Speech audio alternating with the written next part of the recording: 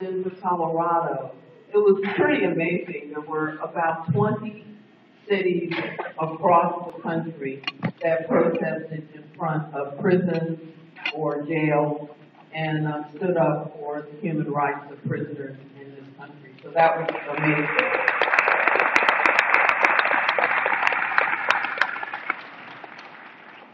And then hopefully you're going to hear today a call in from a man on death row who is, he's a brilliant guy, he's an innocent man, his name is Kevin Cooper, and he's trying to call in. I understand there's some problems with the phone, but hopefully we'll get that straightened out, and you'll be able to speak to him or hear from him live from his death row cell.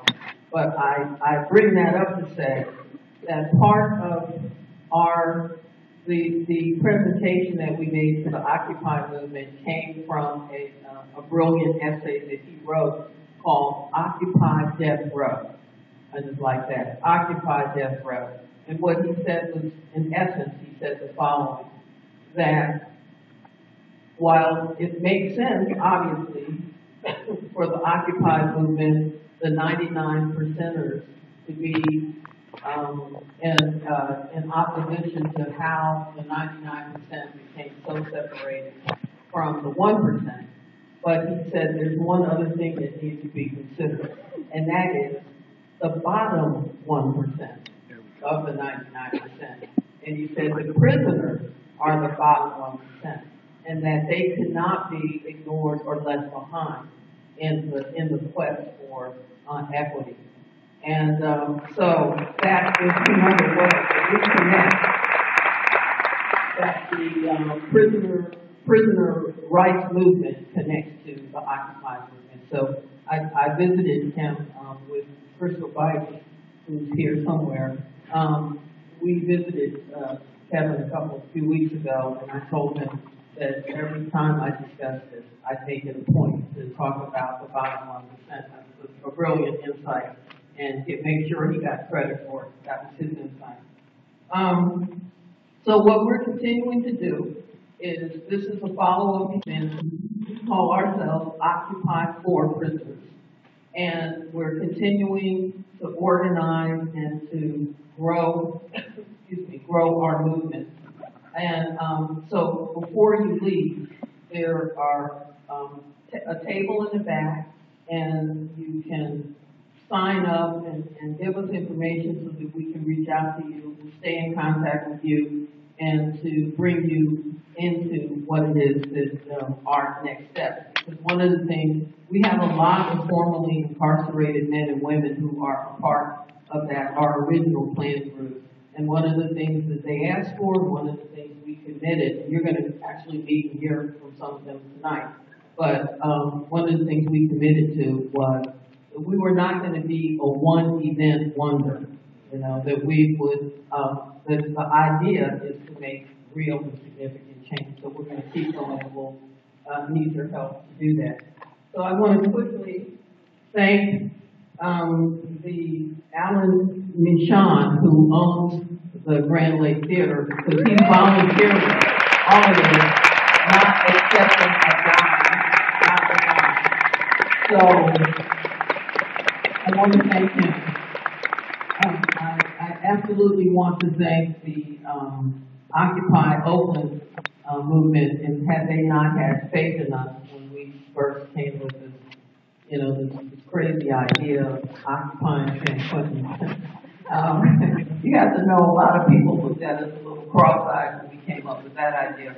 But Occupy Oakland listened, heard us out, and we did something pretty darn. I also want to thank Occupy Oakland's Local Business Committee, which has sponsored us at this event and has helped promote this event. So I want to do that.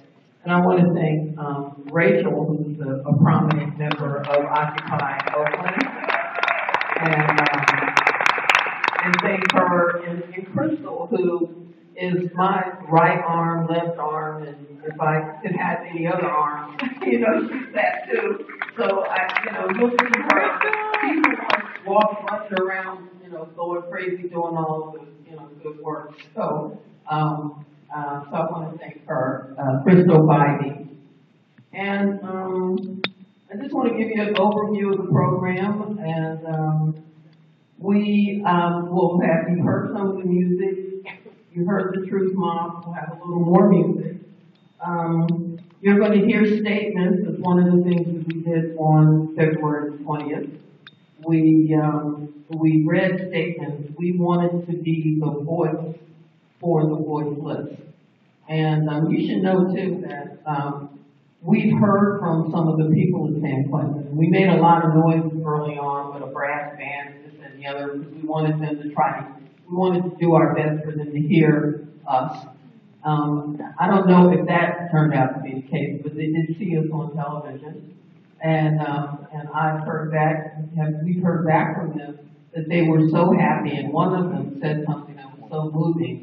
And this is a death row prisoner, death row prisoner who said he was so happy because he now knew that they weren't forgotten. So this is a really important Occupy for Prisoners and our merge, our convergence with the Occupy movement. So tonight you're going to hear some music. You're going to hear some statements that prisoners were brave enough to send out through the prison and get to us.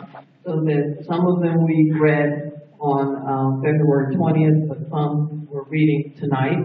They're going to be read to you by at least one formerly incarcerated man, Gary Alston, so you'll meet him momentarily. You're going to hear some commentary. I'm certain it will be insightful and good. Commentary from Elaine Brown and from Angela Davis. And I have to say that I'm just quite pleased to be on the same sort of environment with these two iconic places. So I'm pleased about that.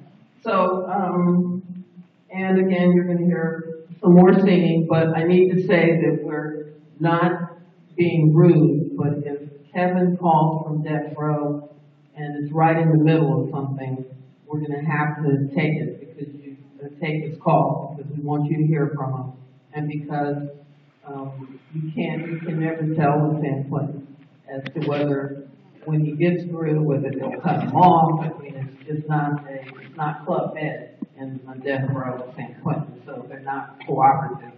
So please, both our speakers and the folks our participants will just break in and then we'll go back. And we'll have to be quiet so we can hear them. So, with that, let's see. Sharif, are you here? Okay, good. We'll hear from Sharif Ali. He's a musician, songwriter, and activist. He's going to sing a song inspired by the Occupy movement. Sharif Ali.